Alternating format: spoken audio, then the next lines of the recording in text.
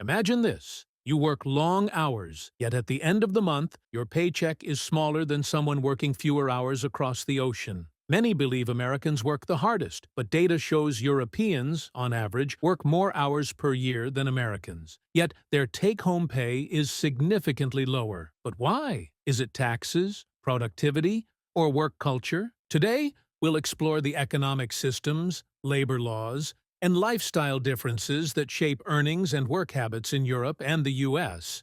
1. Salaries and earnings. Many assume Americans work more, but in reality, the average American works 34.1 hours per week. In many European countries, the average exceeds 36 hours per week. Despite this, American wages are significantly higher. In 2023, the average gross salary in the U.S. was $59,384 per year. In the EU, the average gross salary was €37,900, $41,000 per year. That's nearly a 45% difference. However, earning more on paper doesn't always mean taking home more in reality. Now that we've seen the salary differences, let's examine how taxes impact take-home pay. 2. Taxes and take-home pay. One reason Europeans earn less in take-home pay is taxation. In the U.S., the highest federal income tax rate is 37%, and some states, like Texas and Florida, don't have state income tax. Meanwhile, in many European countries, top earners face tax rates exceeding 50%. Finland, 57.65%, Denmark, 55.9%, Austria, 55%, France and Germany, 45%. For example, a German worker earning €50,000 gross per year takes home about €31,000 after taxes. 38% deduction. A U.S. worker earning $50,000 gross per year in a state with no income tax takes home around $42,500, 15% deduction.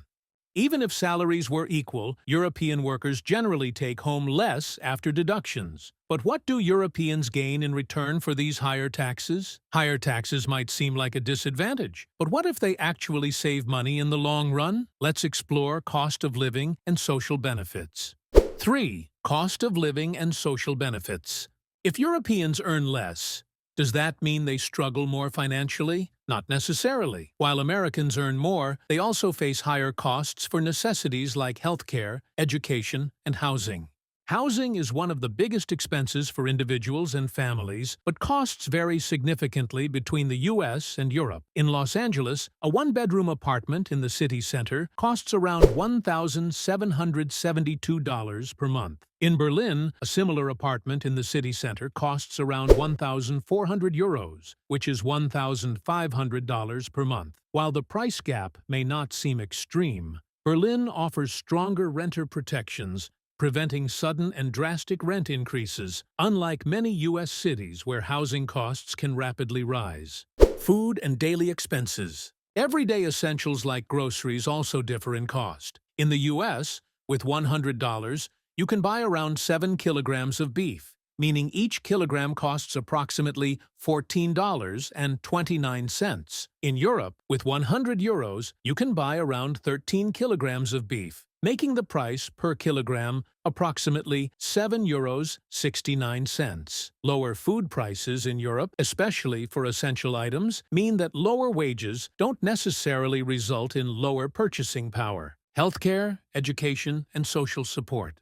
One of the most significant differences between the U.S. and Europe is the cost of healthcare and education. In Europe, public health care is free or heavily subsidized, while in the U.S., medical expenses can be a significant financial burden. Many European countries offer low-cost or free university tuition, whereas American students often graduate with tens of thousands of dollars in debt. European governments provide child care assistance, paid parental leave, and unemployment benefits, reducing financial stress for families. So while Europeans take home less pay, their lower cost of living and strong social benefits help balance the equation. Another reason Americans earn more per hour is productivity. American businesses invest heavily in automation, AI, and efficiency improvements, allowing workers to produce more in less time. Conversely, European labor laws create more rigid work structures, often requiring employees to spend more hours at work to achieve similar output levels.